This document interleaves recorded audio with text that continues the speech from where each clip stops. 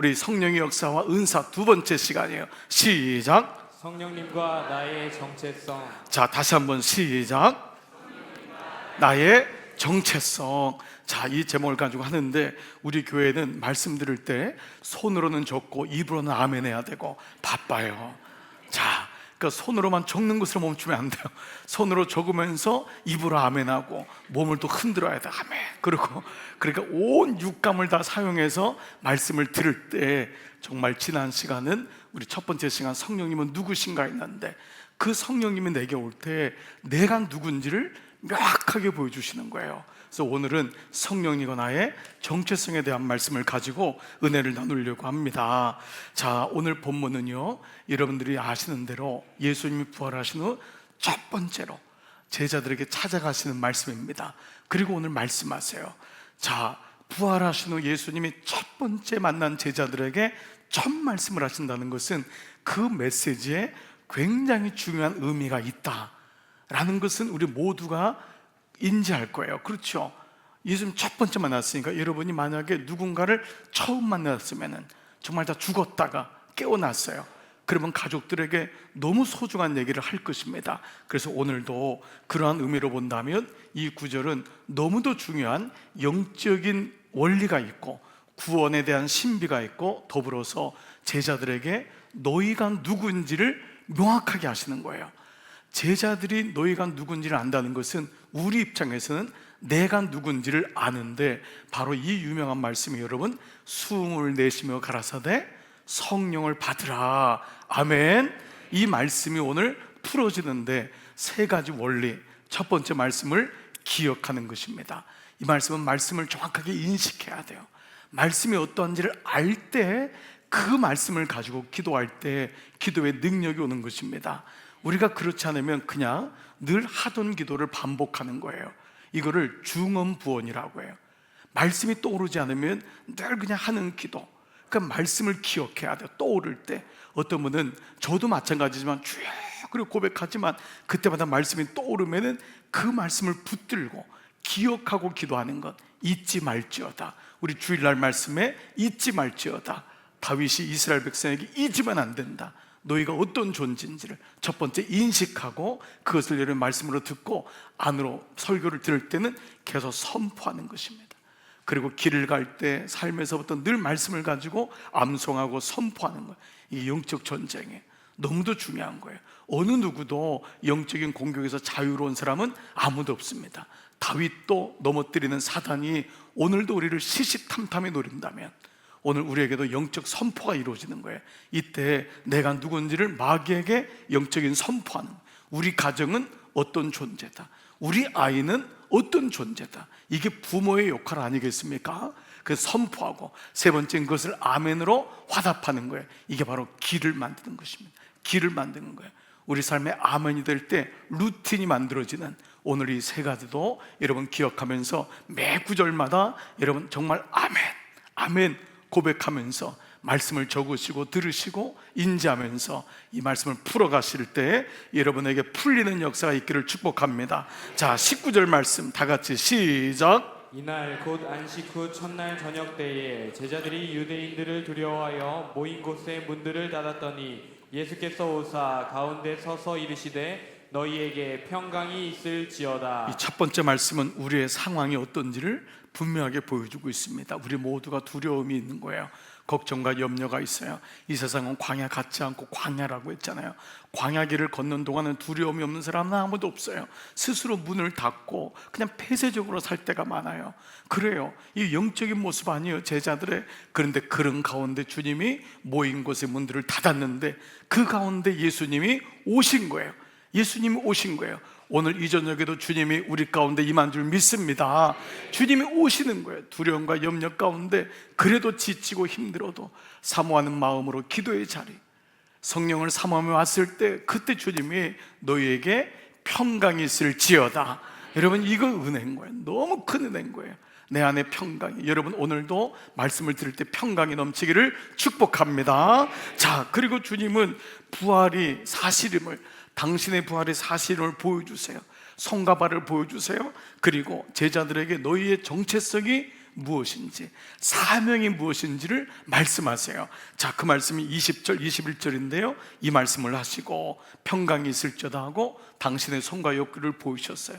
제자들이 보고 정말 주님이 육체적인 부활했구나, 부활이 영적인 것이 아니구나, 진짜 몸이 부활했구나라는 것을 알고 너무 기뻐했어요.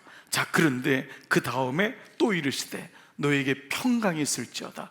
그래서요, 평강은 기도의 응답 중에 하나예요. 여러분이 기도했을 때, 하나님의 은혜가 왔을 때 불안함이 없어져요. 그 기도를 들었는데 상황은 그대로예요. 아이는 변함이 없는 것 같아요. 그런데 웬일이에요? 마음속에 내 생각이 아닌 평안이 찾아올 때, 그건 굉장히 좋은 하나님의 영적인 사인인 거예요. 그런데도 계속 불안할 때는 또 기도하셔야 돼요. 기도하면서 하나님의 평강을 구하는 거예요. 주님이 평강이 있을지어다 두 번째 하세요. 그리고 놀랍게도 첫 번째 메시지가 뭐냐 하면은 아버지께서 나를 보내신 것 같이 나도 너희를 보내노라. 아니, 이 말씀을 하세요. 주님이 부활하시자마자 파송을 하는 거예요. 내가 너희를 보내겠다는 거예요. 아버지께서 나를 세상에 보낸 것 같이 나도 너희를 세상에 보내겠다. 뭐 이게 위로라든지 뭐 어떤 다른 거 얘기 안 하고 마치 이것이 주님께서 오랫동안 제자들에게 말씀하신 것 같이, 이 메시지를 내가 아버지께서 나를 보내신 것 같이 나도 너희를 세상에 파송한다, 이 말씀을 주시는 거예요. 문 닫고 살지 말라는 거예요. 세상에 나가서 살아야 된다. 이게 우리에게 주시는 첫 번째 메시지예요. 그리고 22절에 이 말씀이 너무도 중요한 구절을 가지고 있는데요, 보세요. 이 말씀을 하시고 내가 아버지께서 나를 보내신 것 같이 나도 너희를 보낸다, 이 말씀을 하시고, 이거는 뭐냐면 병렬 구조예요. 따로따로가 아니라 이 말씀이 다 플러스가 되는 거예요. 말씀을 하시고 동시에 숨을 내쉬고, 그들은 숨을 내쉬면 이게 다 연계가 있는 거예요. 연관성이 있다는 거예요. 말씀을 하시면서 동시에 숨을 내쉬며 동시에 뭐라고 하시냐면 성령을 받으라는 거예요. 그러니까 이 세 가지가 오늘 말씀을 푸는 굉장히 중요한 구조가 된다는 거예요. 다시요, 이 말씀 너희를 세상에 보내겠다, 그 말씀을 하자마자 숨을 내쉬면서 그들에게 성령을 받으라 라고 한 거예요. 그리고 여러분이 오늘 읽을 때 23절 말씀을 좀 눈여겨보신 분은 조금은 의아하다 라고 할 수 있어요. 성경 구절을 보면서 그냥 아무 생각 없이도 읽을 수가 있지만 23절 말씀이 이게 굉장히 놀라운 말씀이고, 이게 뭐지? 라고 할 수 있는 말씀이 이 말씀이에요. 자, 같이 한번 읽어볼게요. 시작. 너희가 누구의 죄든지 사하면 사하여질 것이요 누구의 죄든지 그대로 두면 그대로 있으리라 하시니라. 여러분, 이거 좀 엄청난 말씀 아니에요? 여러분, 이 말씀을 눈여겨보시고 묵상하신 적이 있나요? 아마 여러분 지금 이런 구절이 너무 충격적이고, 이게 도대체 무슨 말이야?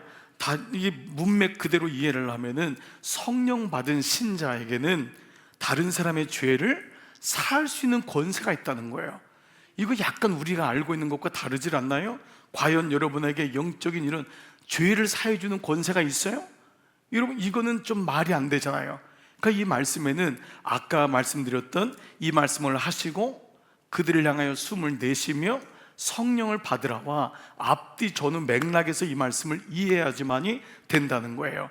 자, 예를 들면 우리나라 대통령이나 모든 나라의 대통령에는 사명권이 있습니다. 사명권, 그 대통령의 특사로 사면을 할 때가 있습니다. 그러면은 정치인들이나 죄를 졌던 사람들이 근데 나오죠. 광복절, 3.1절, 제헌절 이때를 기합니다. 그런데 이것은 사면죄지만, 말은 사면죄지만 그의 죄를 없애주는 것이 아니라 형량을 줄여주는 거예요. 형량을, 이해가 되시죠? 그의 형량을 줄여주는 거예요. 자, 죄 없이 된다는 말이 아닌 거예요. 하지만 본문에서 말하는 죄사함은 죄값으로 치러야 할 형량을 없애주는 뜻이 아니라, 이 말씀은 죄 없는 자 되게 한다 라고 하는 뜻을 가지고 있어요. 그러면 우리가 문득 도대체 이게 이해가 안 되는 거예요. 왜냐? 분명히 말씀 속에서 죄사함의 권세는 오직 예수 그리스도 하나님께만 있는 줄 믿습니다. 여러분, 이건 분명한 사실이잖아요. 죄사함의 권세가 어떻게 우리한테 있어요? 여러분이 이걸 가지고 내가 당신의 죄를 사하노라, 여기서 사실은 이단 교주들이 너무너무 많이 나왔어요. 이 말씀을 가지고 이 말씀을 가지고 신천지 이만희도 죄 권세가 있어요. 죄의 권세가, 죄의 사함의 권세가 있다고 얘기하는 거예요. 이만희의 설교를 들어오면 내가 너희의 죄를 사하노라 이래요. 통일교로 만들었던 문선명이도 이걸 가지고 죄사함의 권세가 자기에게 있다 했고, 그의 부인 한학자도 지금 너에게 죄사함이 있다는 말씀을 이 말씀만 따가지고 얘기해요. 그러니까 문맥 없이 말씀을 이해한다는 것이 얼마나 무서운지를 이 말씀을 통해 보여줘요. 여러분, 제자들은요, 우리 같은 인간이에요. 어떻게 인간이 죄를 사해 줄 수 있는 권세가 있겠어요? 그러면 오늘 이 본문은 어떤 의미가 있을까? 자, 그걸 한번 나눠볼게요. 자, 22절 보면은 다시요, 이 말씀을 하시고 저희를 향하사 숨을 내쉬며 가라사대 성령을 받으라.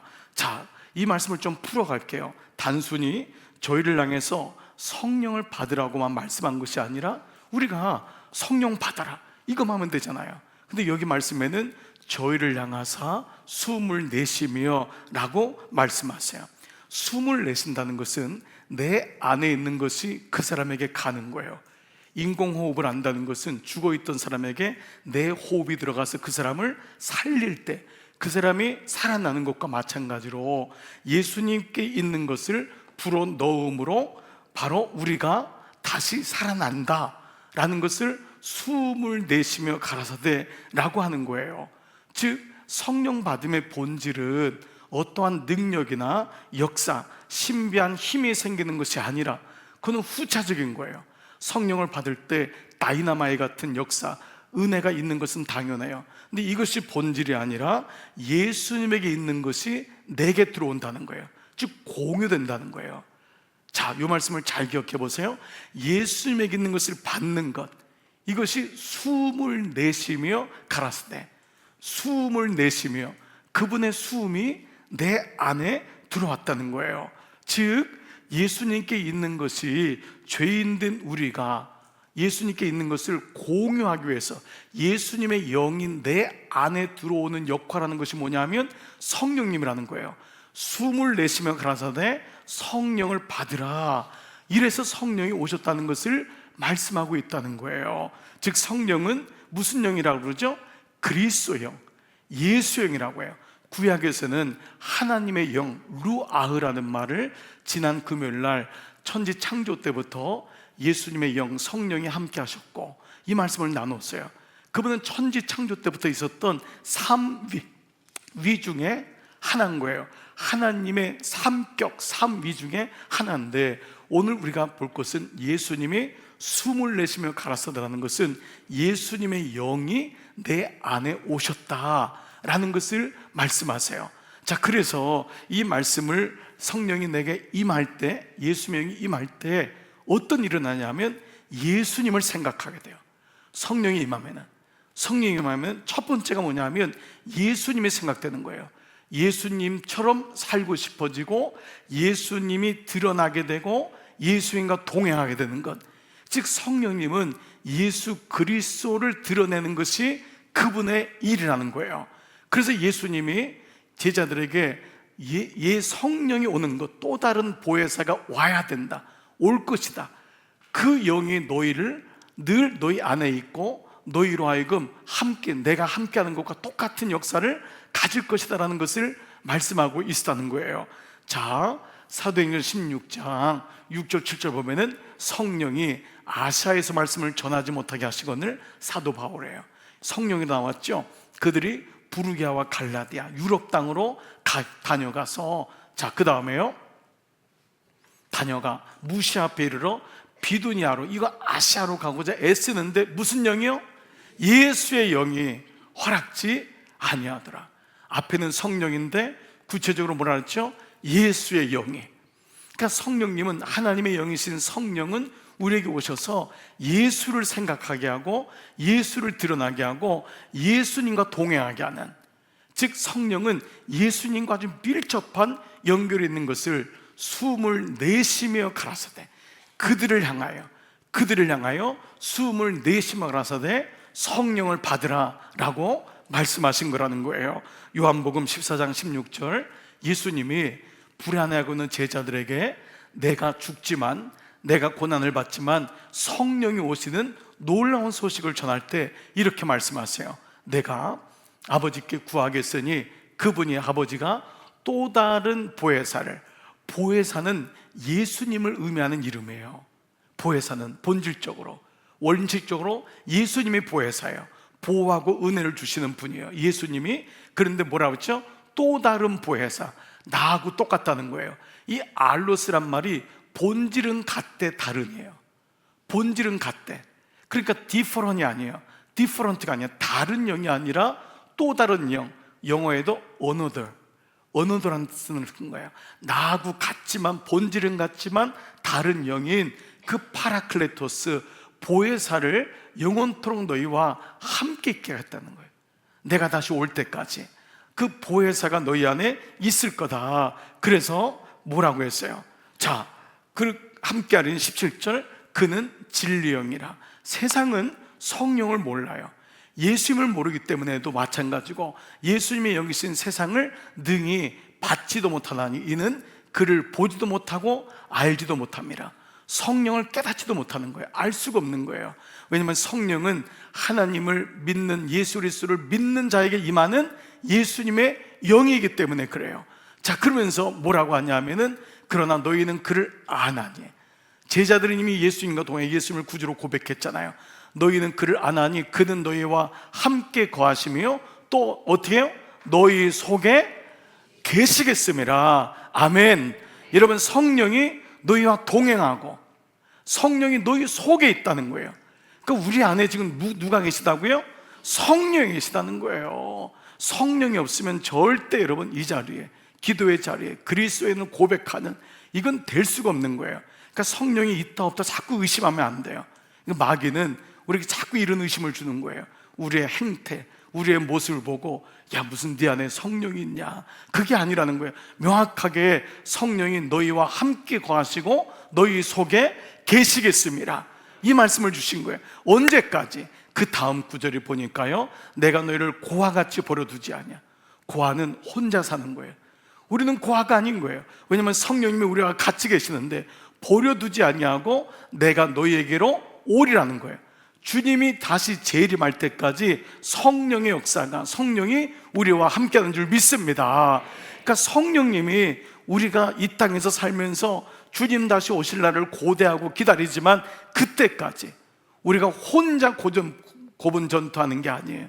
성령이 우리 안에서 역사하시고, 성령과 동행하시고, 성령이 생각나게 하시고, 성령을 드러내게 하시고, 그러니까 성령을 늘 우리 안에 있는 거예요. 제가 고등학교 때, 대학교 들어가면서 너무너무 은혜 받은 책이 있었어요. 성령님 안녕하십니까? 굿모닝 성령님. 굿모닝 성령님. 그분은 목사님인데 성령님이 어떤 객체나 다른 게 아니었어요. 굿모닝 홀리 스피릿. 안녕하세요 성령님. 오늘 아침에 일어나자마자 성령님을 초청하고 내 안에 있는 그분을 확인하고, 그분이 나와 함께 하신다고 약속하셨기 때문에 나만 모르는 거예요. 이 시간도 성령이 찬양할 때 함께 하시네. 아멘. 그러니까 그분을 인정하고 인식하는 게 너무 중요한 거예요. 여러분, 성령이 내 안에 계시다는 것을 모르고 살면은 늘 고와 같이 살, 혼자 결정하고 혼자 생각하고 늘 외롭다 그러고 늘 여기 오는 거예요. 그러므로 여러분이 불면증이나 또 여러분 무슨 우울증이나 공황장애가 오늘 현대인들의 아주 그냥 뭐 병 중에 너무 많은 병이잖아요. 물론 우리도 약하기 때문에 그렇게 와요. 그러나 그때마다 내 안에 내가 혼자 있지 아니함을, 성령이 나와 함께함을, 늘 인격적인 관계가 되는 거예요. 성령님 아시죠? 성령님 도와주세요. 난 성령님이 너무 좋아요. 그 은혜가 우리 올 때 이걸 친밀한 관계라고 해요. 이 친밀한 관계가 없으면 종교적인 그리스도인이 돼요. 훈련을 많이 받아도, 여러분이 영적 훈련을 받는 것은 모든 1:1 양육의 모든 제자 훈련이에요. 제자 훈련은 마지막은 뭐죠?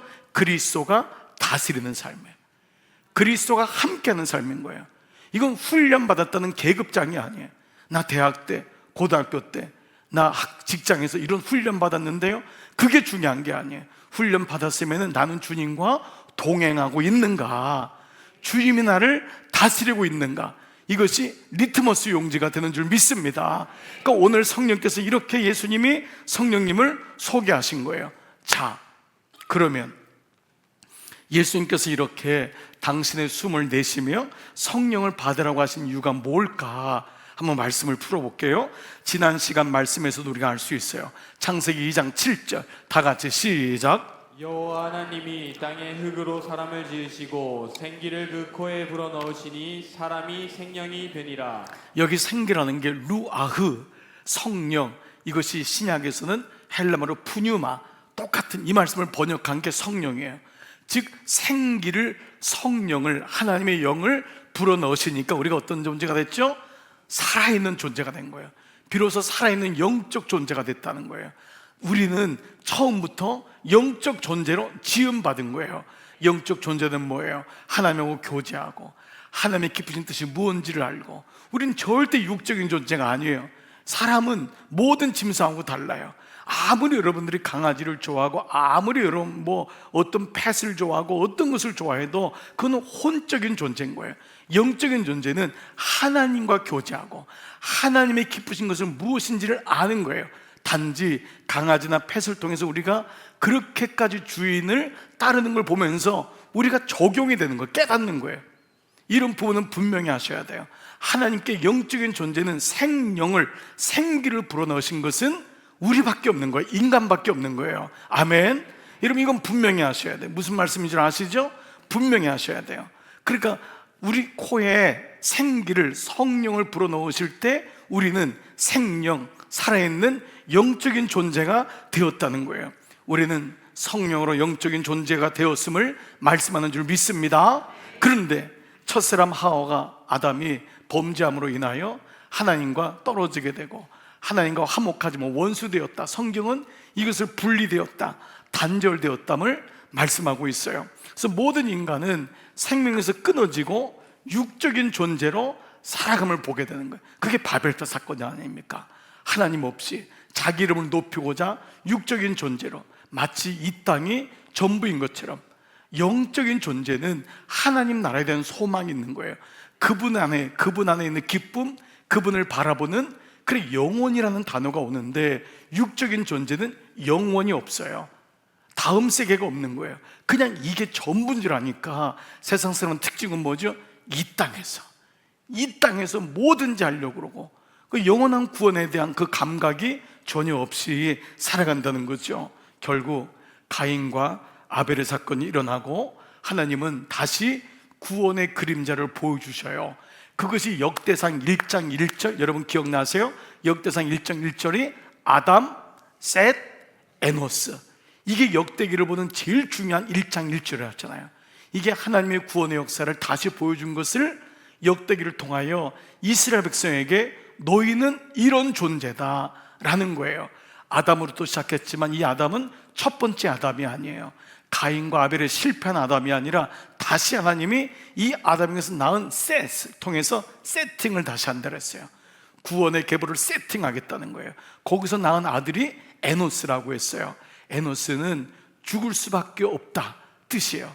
죽을 수밖에 없는 존재, 자기가 이 땅에서 아무 것이 아니구나, 이 땅의 것이 아무 것이 아니구나, 이거를 깨닫는 게 에노스였다 그랬어요. 그래서 여러분들 아는 말씀 있잖아요. 창세기 4장 26절, 셋도 아들을 낳고 그의 이름을 에노스라 하였으며 그때의 사람들이 비로소 다 같이요 여호와의 이름을 불렀더라. 언제 내가 영원한 존재임을 깨닫게 되냐면 내가 죽을 수밖에 없는 존재임을 깨달을 때, 내가 죽을 수밖에 없구나, 이 땅이 전부가 아니구나, 이거를 깨달아야 되는데 사람들은 보통 깨닫지 못합니다. 마귀는 절대 깨닫지 못하게 해요. 말씀이 들어가지도 못하게 하고 씨를 뿌리지도 못하게 해요. 이 땅이 전부야, 이 땅이 전부야. 그래서 언제 회개하냐면 죽을 때. 그러나 이미 늦어요. 죽을 때.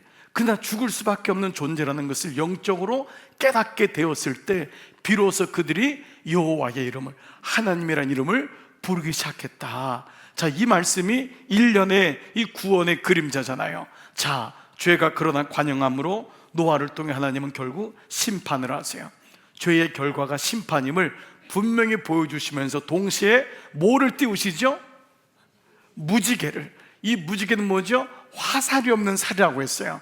오히려 하나님이 심판을 하지 않고 구원의 그림자를 다시 보여주는 것이 레인보우라 그랬어요. 그 십자가, 그 레인보우의 사건을 통해서 하나님이 인간을 다시 기회를 주시고, 이 말씀은 하나님이 항복하신다, 하나님이 구원을 베푸신다라고 하는 구원의 그림자를 보여주시는 것이죠. 그런데 오늘 본문에서 이 땅에 오신 예수님이 숨을 내쉬며 가라사대 성령을 받으라라고 말씀하세요.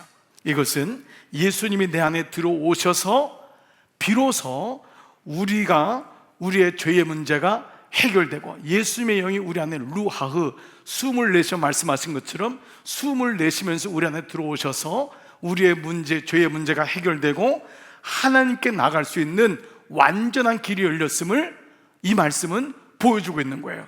그동안 부분적으로 이스라엘 백성들은 율법을 통해서 하나님께 나간 거예요. 그러나 어느 누구도 율법을 통해서는 구원을 받을 수가 없는 거예요. 그때 예수님이 숨을 내쉬며 성령을 받으라는 첫 번째 부활 후의 말씀은 당신의 영으로 인하여, 성령으로 인하여 모든 죄가 사해졌음을, 우리의 죄 없음을 주님이 선포하시고, 우리는 더 이상 아담의 죄로 인해서 묶여있는 존재가 아니에요. 이미 하나님의 아담으로부터 왔던 모든 죄를 예수님을 통해서 사하시고, 그리고 우리로 인해서 하나님께 나아갈 수 있는 완전한 길을 여셨음을 주님이, 당신이 그 길인데 성령을 받으람으로 성령을 통해서 우리가 그것을 명확하게 알 수 있다는 거예요. 아멘. 우리가 예수님을 믿음으로 알지만 우리의 믿음은 온전치 못해요. 그래서 파라클레토스, 옆에서 우리를 도우셔서 성령이 그것을 깨닫게 하시고, 성령이 알게 하시고, 성령이 인지하게 하심으로 우리가 고와 같은 인생이 아니라 우리의 죄의 문제가, 아담으로부터 원죄가 해결되고 하나님께 나갈 수 있는 구원의 길이 열렸음을 누구를 통해서요? 성령님을 통해서 알게 하신다는 것을 오늘 이 말씀을 통해 보여주세요. 자, 로마서 5장 10절 말씀 볼게요. 천천히 한번 여러분 보시면서 캐치해 보세요. 시작. 곧 우리가 원수 되었을 때에 그의 아들의 죽으심으로 말미암아 하나님과 화목하게 되었은즉, 화목하게 된 자로서는 더욱 그의 살아나심으로, 그 뒤에 구절, 살아나심으로 말미암아 구원을 받을 것이니라. 우리가 그냥 볼 때는 잘 이해가 안 되는데 이렇게 말씀으로 연결되면 이게 너무 놀라운 말씀이에요. 우리가 하나님과 원수된 거예요. 하나님을 떠난 거예요. 모든 인간의 존재 하나님 찾지 않아요.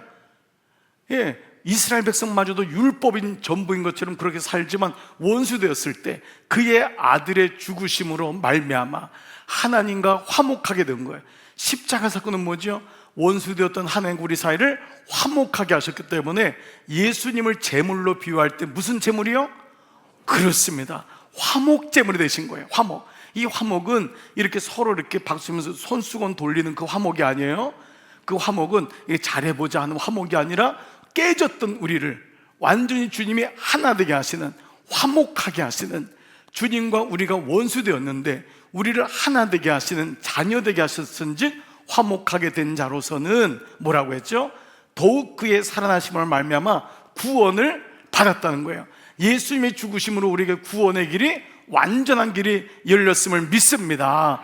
이 말씀을 하고 있는 거예요. 자, 그런데 21절에 보니까 그 전구절에 뭐라 했죠? 아버지께서 나를 보내신 것 같이 나도 너희를 보내노라가 이 말씀을 푸는 중요한 키라고 했어요. 자, 그리고 이어서 성령을 받으라고 한 거예요. 이 말씀을, 내가 너희를 세상에 보내는데 너희 나가라. 그리고 나서 숨을 내쉬며 가라사대 성령을 받으라 라고 했다는 거예요. 이 말씀은 뭐냐? 성령 받은 자로 세상에 보내시겠다는, 우리를 홀로 내보내지 않고 성령 받은 자로 보내시겠다는 거예요. 즉 우리가 이 세상에서, 세상에 우리가 파송하잖아요. 여러분을 세상에 나가는 건 혼자 나가는 것이 아니라는 거예요. 성령을 받은 자로, 그분이 숨을 내쉬며 너 안에 내 영이 있어, 내 숨이 있어, 그리고 성령을 이것을 받으라. 그래서 내가 아멘으로 받았을 때 이미 나는 세상에 혼자 나가는 것이 아니라 성령과 함께 보내심을 받은 자라는 것을 말씀하고 있어요. 사도행전 1장 4절 5절 보면은 사도와 함께 모이사 그들에게 분부하여 이르시되, 예수님이 말씀하신 거예요. 예루살렘을 떠나지 말고 그냥 가면 안 된다.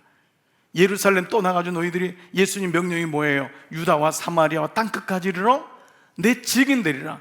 파송을 이미 하셨어요. 그런데 절대로 그냥 떠나면 안 돼. 내게서 들은 바, 이미 주님이 이 말씀을, 요한복음 말씀을 통해서 계속한 거예요. 또 다른 보혜사를 너에게 줄 것이다. 그래서 아버지의 약속하신 것, 이게 뭐죠? 성령이잖아요. 그것을 기다리라. 그래서 제자들은 열흘 동안 간절히 성령 받기를 원하고 기도했던 거예요. 요한은 물로 회개케 하는 세례를 베풀었으나 너희는 몇 날이면 어때요? 성령으로 세례를 받으리라. 아멘. 성령으로 세례를 받는 거예요. 너희는 몇 날이면 어때요? 그러니까 제자들이 이 성령을 받았을 때 비로소 그들이 증인이 되었다는 것을 말씀하고 있다는 거예요. 자, 그러면 예수님은 왜 성도를, 신자를 성령을 받게 하셔서 세상에 보내는 것일까요? 이것을 이해하게 되면은 성령 받은 신자의 존재 이유를 우리가 명확히 알 수 있을 거예요. 예수님은 그 이유를 23절을 통해서 이렇게 말씀하세요. 너희가 누구의 죄든지 사하면 사하여질 것이요 누구의 죄든지 그대로 두면 그대로 있으리라.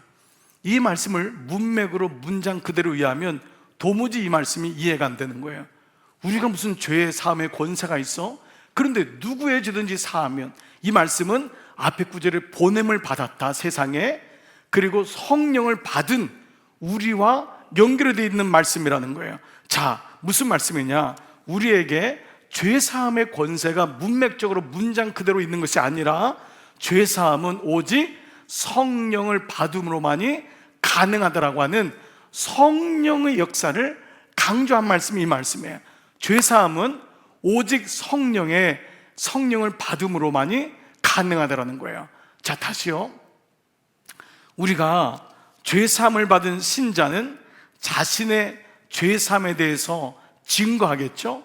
내 죄가 사해졌어. 나의 죄의 문제가 나를 누르고 있고 죽을 수밖에 없는 죄의 문제에 대해서 증거하면서 살아가야 하는 존재가 되기 때문에, 그런 우리가 세상에서 그리스도를 전할 때, 성령을 받을 때 죄사함, 죄가 사해졌음을 깨닫게 되고 하나님께 나아갈 수 있는 길이 열렸다고 했잖아요.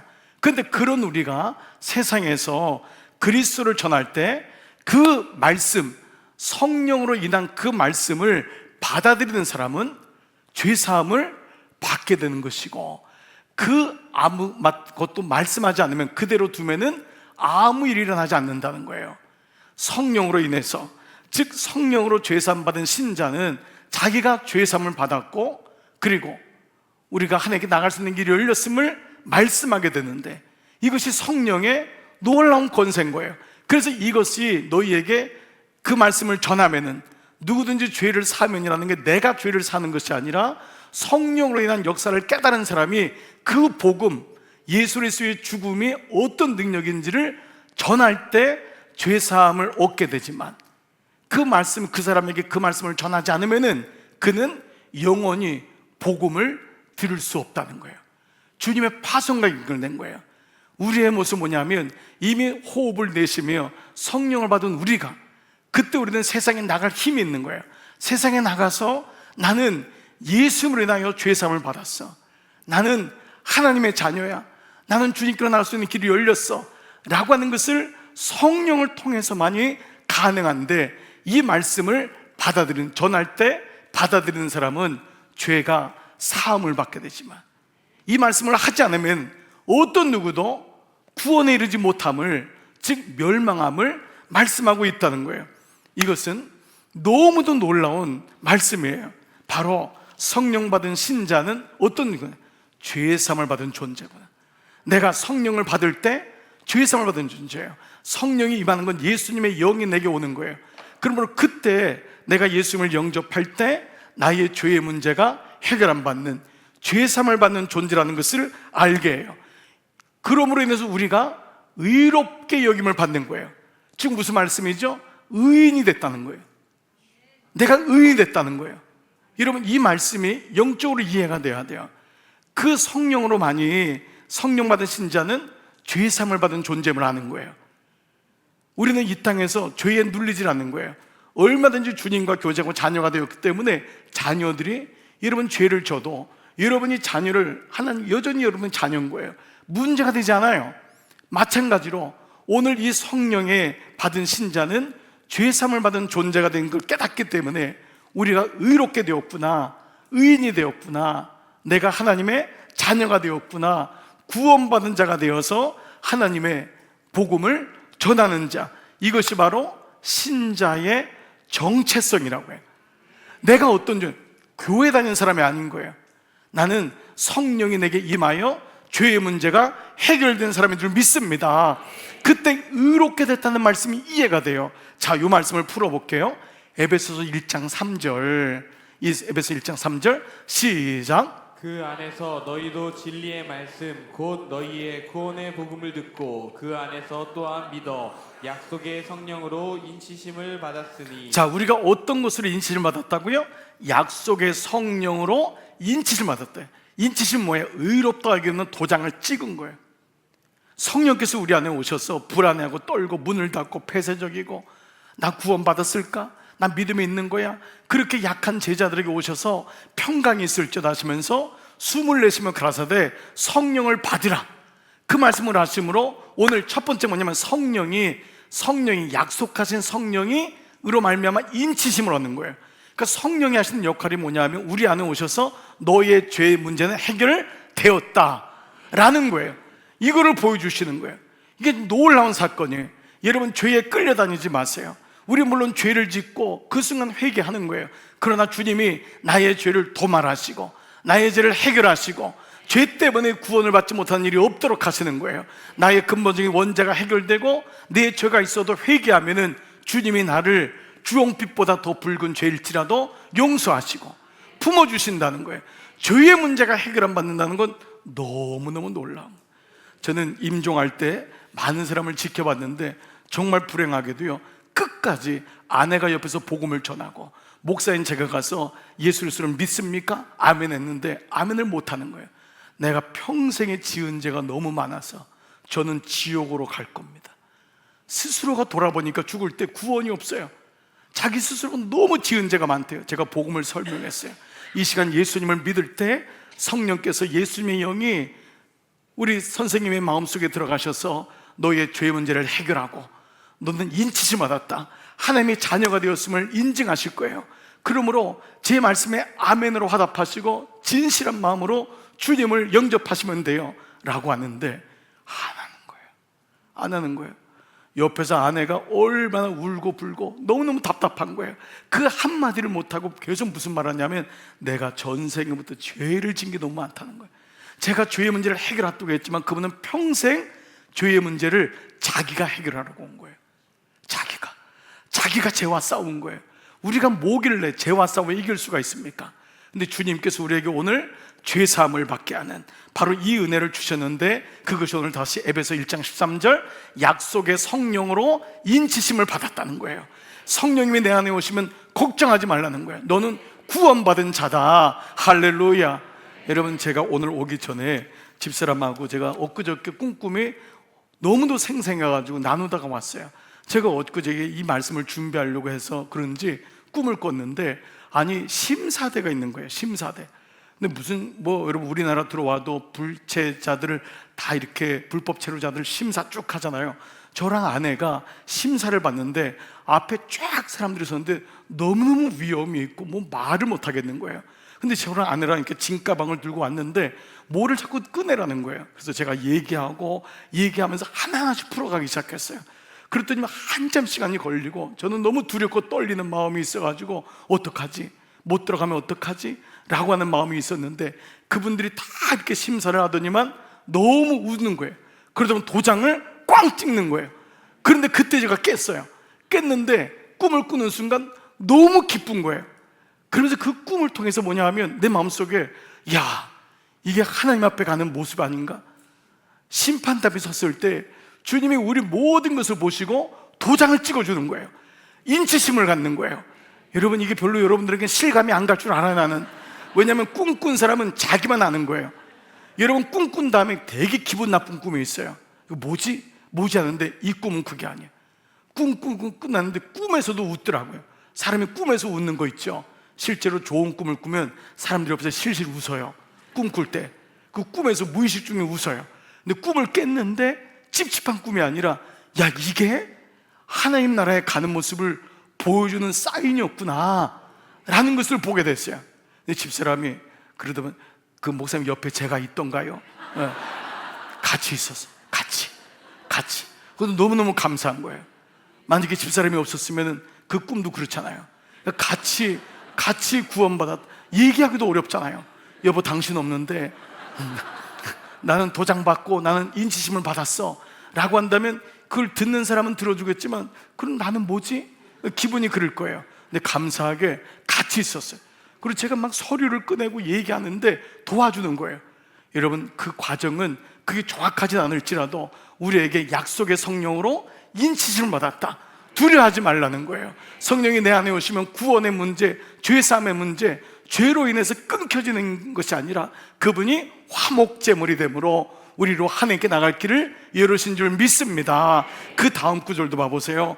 로마서 3장 24절, 그리스도 예수 안에 있는 속량으로 말미암아 그분의 구원으로 말미암아 하나님의 은혜로 값없이 다 같이요 의롭다 하심을 얻은 자 되었다는 거예요. 우리가 이거를 성령께서 우리 주시는 거예요.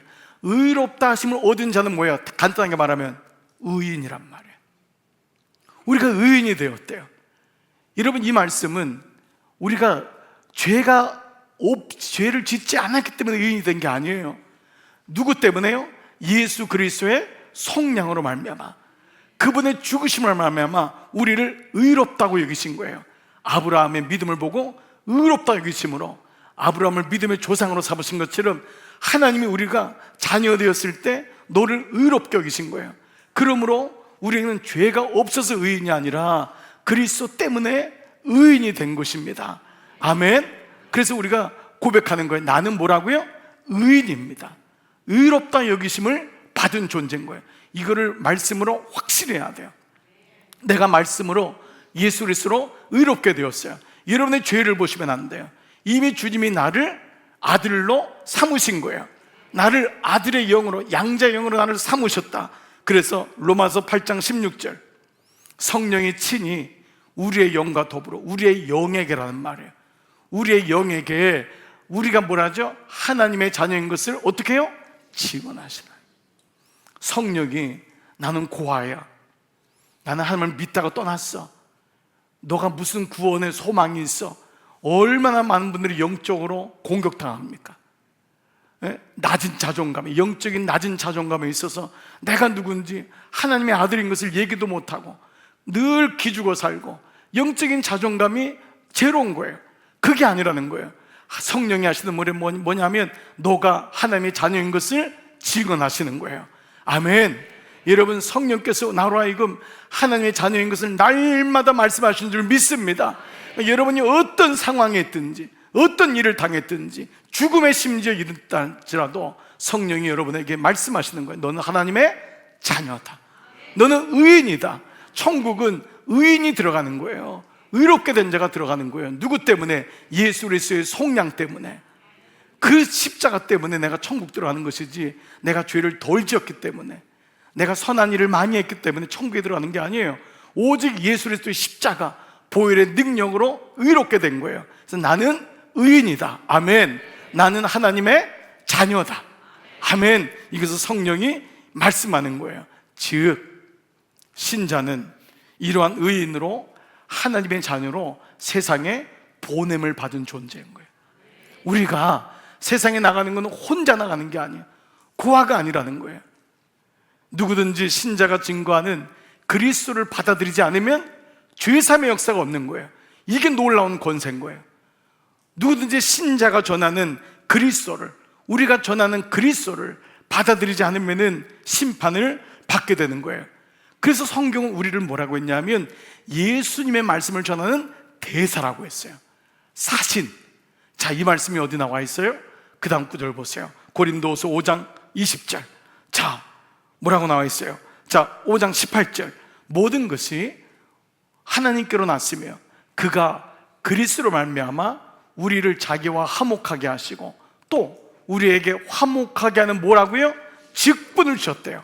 직분을 주시고, 우리가 멀어진 그 사람, 하나님과 원수되었던 그들을 하나님과 화목하게 하는 권세예요. 직분이라는 것. 여러분, 사람은 직위가 권세인 거예요. 파워인 거예요. 그래서 어느 정도에 올라가면요, 목소리가 달라지는 거예요. 파워가 생기니까. 이 직분이란 게 그거예요. 우리에게 이 직분을 주었는데 이거를 좀 더 구체적으로 그 다음 절 20절에서 그러므로 그리스도의 직분을 주었는데 우리가 그리스도를 대신하여 사신이 된 거예요. 그리스도를 대신하여. 놀랍지 않습니까? 그래서 우리가 전하는 복음을, 우리에게 죄사함의 권세가 있는 것이 아니라 우리가 전하는 복음을 받아들이면 그가 죄사함을 받고, 우리가 전하지 않으면은 그는 그대로 있다는 거예요. 아멘. 여러분, 이 말씀이 이해가 되세요? 우리가 전하는 복음을 받아들이면 그들에게는 죄사함이 있는 거예요. 그러나 받아들이지 않으면, 우리가 전하지 않으면 그대로 있다라는 거예요. 이것을 가능하게 하는 분이 성령님이라는 거예요. 성령님이 우리를 세상에 보내셔서 죄사함의 문제를 깨닫게 하고 우리로 하나님의 자녀가 되었음을, 그분에게 나갈 수 있는 길임을 알게 되었을 때 우리가 그 말씀을 성령이 전하게 하는 거예요. 그 전할 때 그 그리스도를 전하는데도 받아들이면은 죄사함이 있지만 받아들이지 않으면은, 그대로 두면은 죄사함이 없어요. 이거를 제자들에게 준 거예요. 이것을 사신이라고 했어요. 다시 보세요. 우리가 그리스도를 대신하여 사신이 돼요. 사신은 아무나 건들지 않아요. 우리나라 대사들도, 외국의 대사들은 치해복권이에요. 왜냐하면 그 나라의 왕의, 대통령의 명령을 가지고 왔기 때문에 그 사람에게 엄청난 권세가 있는 거예요. 북한 사람들이 왜 중국 대사관에 들어가면 건들지 못하는 거예요. 거기는 치해복권인 거예요. 엄청난 파워인 거예요. 그리스도를 대신하여 우리가 사신이 되었다는 거예요. 대사가 되었대요. 하나님이 우리를 통하여 너희를 권면하는 것 같이 우리를 통해서 복음을 전하게 하는 거예요. 우리를 통해서 복음을 전하게 하시는 것 같이 그리스도를 대신하여 간청하노니 너희는 하나님과 화목하라. 하나님을 믿으라는 거예요. 이 권세가 우리에게 있다는 거예요. 여러분이 복음을 가지고 전할 때 그 복음을 받아들이면 죄사함의 권세가 있는 줄 믿습니다. 그러나 안전하거나 그대로 두면은 죄사함의 역사가 없어요. 이 하나님 예수 그리스도를 대신하여 우리를 사신으로 보냄을 받은 것이 우리의 사명이구나. 우리는 세상에서 잘 먹고 잘 사는 것이 우리의 사명 목적이 아니에요. 그건 다 부업이라고 했어요. 부업은 뭐예요? 영원토록 하는 게 직업이 아니에요. 그거는 본업이에요. 영원토록 하는 건 본업이에요. 부업은 어느 시간이 되면 손을 떼어야 돼요. 그걸 은퇴라고 해요. 우리는 평생도록 그 일을 하잖아요. 그럼 평생도록 하는 건 뭐예요? 예수를 믿고 복음을 전하는 자, 예수를 믿고 주님의 은혜를 전하는 자, 이것이 성령이 우리에게 주신 본질적인 의미예요. 성령이 오실 때 우리 안에 이 놀라운 복음이 이게 움직이기 시작하는 거예요. 역사하는 거예요. 그리스도를 대신하여 사신이 되는 은혜가. 그래서 우리는 세상에 머물 자가 아니고 우리는 하늘나라를 본향으로 하여 그 나라 갈 때까지 나는 주님 하늘나라의 시민자임을 깨닫는 것을 잊으시면 안 되는 거예요. 세상 사람들과 본질적으로 우리는 다른 존재인 거예요. 로마서 12장 2절 그러므로 뭐라고 했죠? 너희는 이 세대를 본받지 말고 이 세대 속에 살지만 이 세대를 따라가면 안 돼요. 이게 놀라운 거예요. 정말 비밀인 거예요. 우리가 이 세상을 좀 더 잘 살려고 예수를 믿는 게 아니에요. 이 세대를 본받지 말고 오직 마음을, 그 심령을 성령으로 새롭게 함으로, 그 심령이 날마다 성령의 충만함을 입음으로 변화를 받아 하나님의 선하시고 기뻐하시고 온전한 뜻이 무엇인지를 분별하도록 하라. 이게 성령이 주시는 거예요. 우리는 세상에서 조금 잘 살고 조금 더 은혜로 진급하고 애들이 좋은 대학 가고 이걸 위해서 예수 믿는 게 아니에요. 이거는 그 다음에 주는 하나님의 은혜인 거예요. 그러므로 우리는 절대 잊으면 안 돼요. 신자이면서도 신자에게 주어진 의롭게 됨을, 자녀됨을 잊어버리면 안 돼요. 우리는 늘 잊어요. 나는 의인이다. 의인만이 천국에 갈 수 있는 거예요. 의롭게 주님이 여기신 거예요. 여러분, 나를 자꾸 보면 안 돼요. 주님이 우리를 의롭게 여기신 줄 믿습니다. 이거예요. 여러분, 양자의 영을 주셨다고 했잖아요. 그 양자의 영은 뭐예요? 아들의 영이잖아요. 그 우리가 고와 같이 살다가 주님이 우리를 양자로 큰 부잣집에 들어왔는데 날마다 깨닫지 못하는 거예요. 나는 고한데, 나는 고한데. 이 의식을 가지고 있으면 부잣집에 있어도, 아들이 되어서도 늘 불행하고 떨고 조심스럽게 사는 거예요. 실제로 옛날엔 전쟁통에 고아가 많았잖아요. 그 외국에서 입양을 했는데 눈치 보면서 사는 거예요. 그래서 부모가 뭐라 그러죠? 야, 눈치 보지 마라. 너는 이제 내 아들이야. 그 말씀이 인식이 안 되는 거예요. 그 말씀이 믿어지질 않는 거예요. 그래 그 집에 있으면서 늘 몰래 밤에 가서 냉장고 문을 열고 간신히 빵 먹고, 누구라도 기척이 있는가 하고 빨리 발돋움을 하고. 그러지 말라니까. 너는 내 아들인데. 우리가 여러분 이같이 성령이 오시면 내가 하나님의 자녀인 것과 성령이 나를 의롭게 여기심을 받은 하나님의 백성인 것을 말씀하는 줄 믿습니다. 그래서 여러분, 이것을 깨닫지 못했던 바울도 이 사실을 알지 못했던 거예요. 그랬을 때 그가 뭐라고 하냐면 로마서 1장 22절에서 내 속사람으로는, 내 마음으로는 하나님의 법을 즐거워하대. 하나님이 계신 걸 알아요. 그런데 내 지체 속에 한 법이, 또 다른 한 법이 내 마음의 법과 싸워 내 지체 속에 있는 죄의 법으로 나를 사로잡는 것을 자꾸 주눅들게 하고, 네가 그렇게 죄졌는데 또 다른 법이 나를 죄짓는 내 모습 보는 거예요. 네가 이렇게 음란한데, 네가 그렇게 하나님을, 넌 나를 잊었잖아, 하나님 잊었잖아, 사로잡는 거예요. 그런데 그때 뭐라고 해요? 오호라, 나는 공고한 사람이로다. 이 말씀의 표현은 피곤한 사람이에요. 생각이 많은 거예요. 나는 피곤한 거예요. 스스로가 난 피곤한 사람이다. 또 다른 성경에 어찌할 수 없는 사람이로다. 이 사망의 몸에서, 죄의 죽음의 길에서부터 누가 나를 건져내랴.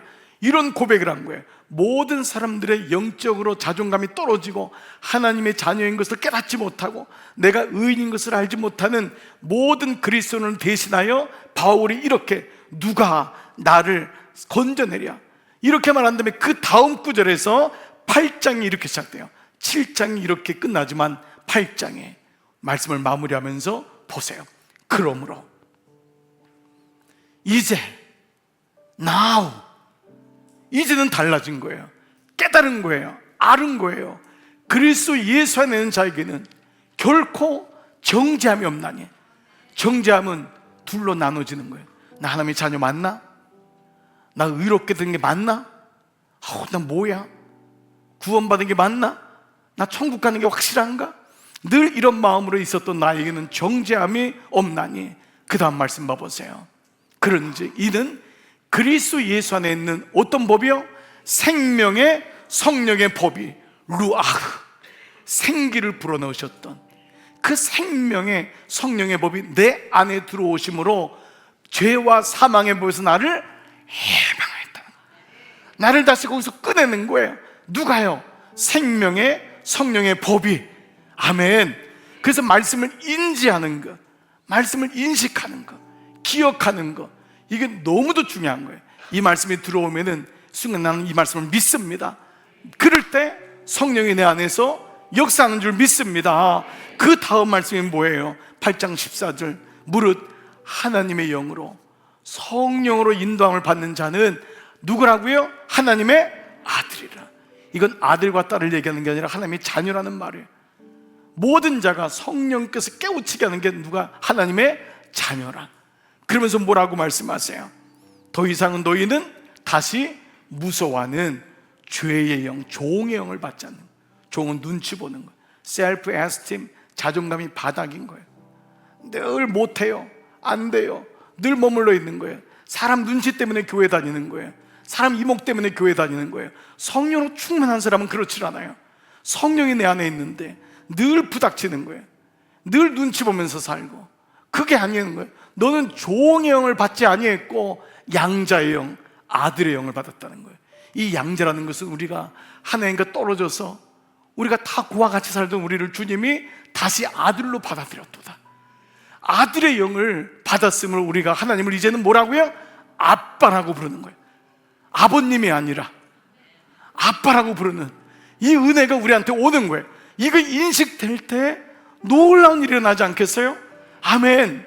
저는 지금도 아이가 데디, 아빠라는 말을 들으면은 금방 너무너무 좋은 거예요. 나 그렇게 들었는데도 아이가 아빠라고 하면 그 말 한마디에 모든 것을 다 해주고 싶어요. 여러분 그렇잖아요. 하나님이 아빠래요. 아빠 아버지라고 부르짖느니라. 우리가 그렇게 하나님께 나갈 수 있는 거예요. 그랬을 때 16절 그 다음 구절에 성령께서 친히 우리의 영과 더불어 우리가 하나님의 자녀인 것을 증언하신다. 이 말씀은 것입니다. 사랑하는 여러분, 바로 성령이 오실 때 우리의 정체성이 누군지를 분명하게 깨닫게 되는 거예요. 나는 고아가 아니에요. 아멘. 나는 구경꾼이 아니에요. 나는 이 땅을 지나가는 나그네가 아닌 거예요. 나는 하나님의 자녀이다. 나는 구원받은 백성이다. 나는 성령으로 의롭게 되었도다. 아멘. 나는 의인인 거예요. 의롭게 된 건 누구 때문에? 예수 그리스도의 십자가. 그것 때문에 성령이 잊을 때마다 말씀하는 거예요. 너는 의인이다. 이 시간 성령께 귀를 기울여 보세요. 성령이 어떻게 말씀하시는지를 그가 친히 성령으로 더불어 성령으로 너희가 하나님의 자녀인 것을 증언하시나니 나는 하나님의 자녀다. 아멘. 나는 하나님의, 그래서 그 뒤에 나오는 게 뭐예요? 성령이 친히 우리가 하나님의 자녀인 것을 증언하시나니 그 다음 구절에 자녀가 됐으면, 자녀이면 또한 뭐예요? 상속자라는, 자녀이면 상속자라는 거예요. 상속자, 하나님의 상속자요 그리스도와 함께한 상속자라는 거예요. 내가 그런 존재라는 거예요. 그렇기 때문에 제자들이 배운 것도 없는 것 같고 갈릴리 촌부 같지만 나갔을 때 성령으로 모든 사람에게 복음을 전하는 담대한, 너무도 놀라운 인생으로 바뀌어진 거예요. 그것이 바로 사도행전의 역사인 거예요. 오늘도 우리에게 성령이 말씀하시는 거예요. 사단은 여러분에게 계속해서 여러분을 분열시키고 마음에 정죄감을 줄 거예요.